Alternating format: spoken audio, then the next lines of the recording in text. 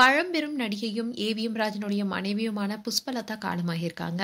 அவங்களுக்கு வயது 87. இவங்களுடைய மரணம் பலரையுமே அதிர்ச்சியில் ஆழ்த்திருக்கு. பல திரைப்பிரபலங்கள் இவங்களுடைய மறைவுக்கு இரங்கல் தெரிவிச்சிட்டு வராங்க. நடிகை புஷ்பலதா கொங்கு நாட்டு தங்கம் என்ற திரைப்படத்தின் மூலமா தமிழ் சினிமாவில் ஹீரோயினா என்ட்ரி கொடுத்தாங்க.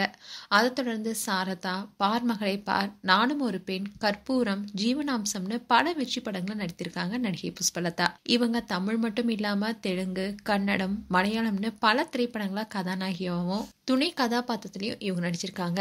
மேலும் எம்ஜிஆர், சிவாஜி, ஜெமினி கணேசன், முத்துராமன் முன்னணி நடிகளுடன் நடித்துள்ள இவங்க சூப்பர் ஸ்டார் ரஜினிகாந்த் நடித்த நான் அடிமையிலே என்ற படத்துல ரஜினிக்கு மாமியார் ரோல்ல வில்லியா நடித்திருந்தாங்க.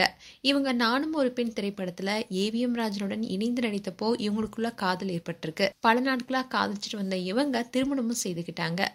ஏவிஎம் ராஜன் நடிகர் மட்டும் இல்லாம தயாரிப்பாளரும் கூட. இவங்களுக்கு 2 மகள்கள் இருக்காங்க. அவங்கள ஒருத்தர் மகாலட்சுமி. அவங்க சில படங்கள் நடிச்சிருக்காங்க. 87 வயதான புஷ்பலதா சற்று முன் உயிர்ந்துள்ளதாக தகவல் வெளியாக இருக்கு. இவங்களுடைய மறைவு தமிழ் திரையுலகளை பெரும் அதிர்ச்சியில் ஆழ்த்திருக்கு. இவங்களுடைய வயது மூப்பு காரணமாக தான் உயிரிழந்ததாக தகவல் வெளியாக இருக்கு. இவங்களுடைய மறைவுக்கு திரைப்பிரபலங்கள் பலரும் இரங்கல் தெரிவிச்சிட்டு வராங்க. மேலும் புஷ்பலதா குறித்து உங்களுடைய கருத்துக்களை கமெண்ட் செக்ஷன்ல சொல்லுங்க.